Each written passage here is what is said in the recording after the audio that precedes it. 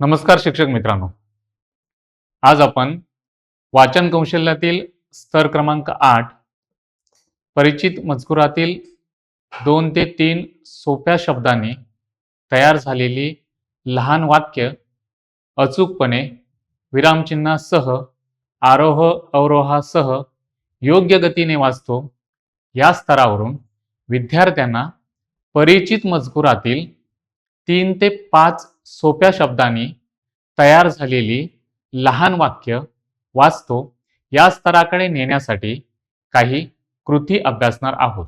हा स्तर गाठण्यासाठी आपण विद्यार्थ्यांना वाचनासाठी एक कृती अभ्यासणार आहोत।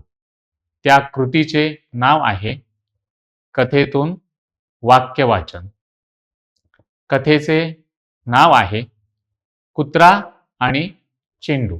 एक कुत्रा बागेत खेळत होता। त्याला खेळता खेळता लाल चेंडू दिसला। कुत्रा उडी मारून गेला। त्याने चेंडू तोंडात धरला। चेंडू पुढे लोटत गेला। कुत्रा पळत पळत गेला। शेवटी तो आनंदाने बागेत खेळू लागला।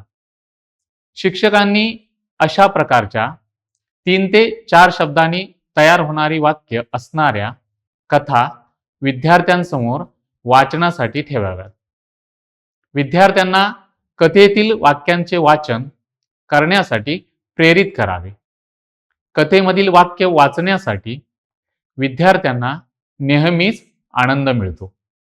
त्यामुळे अशा प्रकारचे वाचन घेत असताना तुम्ही जोडीदार वाचन या पद्धतीचा देखील अवलंब करू शकतात। जोडीदार वाचनाचा अर्थ एखादी कथा विद्यार्थ्यांसमोर ठेवून 2 विद्यार्थ्यांना ती कथा वाचायला द्यावी।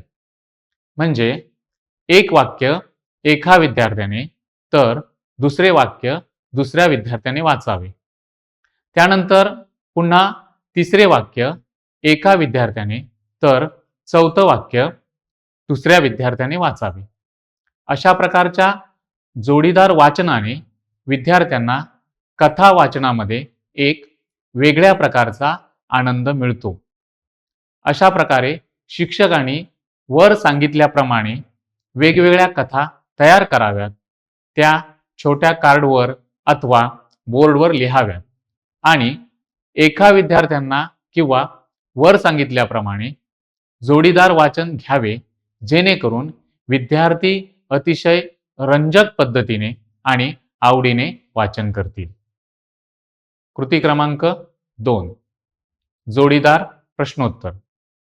पहिला विद्यार्थी वाक्य वाचेल आणि दुसरा विद्यार्थी त्या वाक्यावर आधारित प्रश्न तयार करेल।